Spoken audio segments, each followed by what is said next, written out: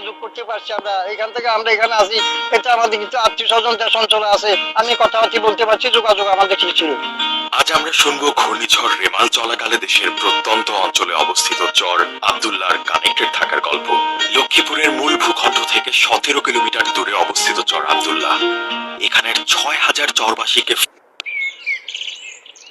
এই কিছুদিন আগে যে দুর্ঘটনা ঘটছে, ঘূর্ণিঝড়, এই গাছপালা কি ভাঙছে, এটা শহর সম্পূর্ণ কিছু আপনারাও নিজেরা এখনো দেখতেছেন যে কিভাবে নষ্ট হচ্ছে।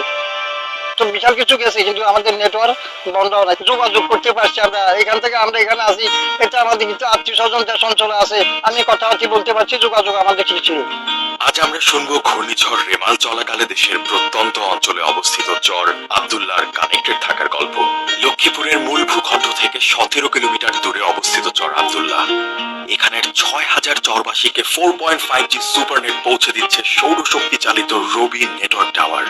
আশেপাশে অনেক জায়গায় নেটওয়ার্ক ছিল না, কিন্তু এই টাওয়ারটা দেওয়ার পর থেকে এখানে আমরা সবসময় নেটওয়ার্ক পাই। আবহাওয়া খোঁজখবর ওই নেট থেকেই দেখা হয় আমাদের।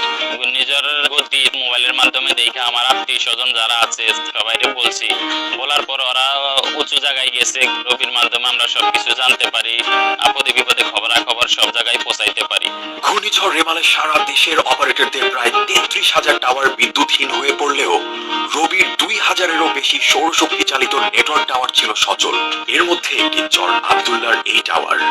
রবি সিম মানে কি একবারে ঠান্ডা মাথাতে চালা যাচ্ছে, কোনো সমস্যা দিতেছে না। যেমন আজকে আমার কাছে 2-3টা কাস্টমার আছে যে কি ভাই আপনার কাছে রবি সিম আছে? হ্যাঁ আছে। তার মানে বোঝা গেছে যে রবি কি ফাস্ট নেটওয়ার্ক। কেউ মানে অনেক দূরে কাজ করে, যেমন নদীতে মাছ ধরে, কৃষি কাজ করে, তারপরে মহিষ চড়ায়, সবাই মানে কি হাঁটার উপরে কোনো গাড়ির পথ নাই। তাই জন্য মানে একজনের সাথে একজনের নেটওয়ার্কের মাধ্যমে কিংবা ভিডিও কলের মাধ্যমে সব কাজগুলো একবার ইজিলি মানে সহজভাবে করতে পারতেছে। যে সময় বন্যাটা ছিল, ধরেন এই চরের বুঝগুলো সব ছিটে বিটা যায়, বুঝ যেদিকে যায় মানুষ সেদিকে যায়। তো সেখান থেকে যদি কেউ মোবাইল পায়, আমরা তো বলতে পারি ভাই আমরা অমুকানা আছি, আমরা সেভ মতন আছি, আমি করে এখান থেকে আসে নিতে হবে। যে কোনো জায়গায় কল দিলে একটু সাহায্য পাই, নেটওয়ার্ক খুব ভালো, সবার সাথে আমরা কথাবার্তা বলছি, কোনো সমস্যা নেই। এই গল্পটি শুধুই চর আব্দুল্লাহ নয়, সারা দেশে রবির মোট নেটওয়ার্ক টাওয়ারের 13%ই চলছে সৌরশক্তিতে। আর এভাবেই নবায়নযোগ্য শক্তি ব্যবহার করে রবি 4.5G সুপারনেট দেশকে এগিয়ে নিয়ে যাচ্ছে সবুজ এক আগামীর দিকে।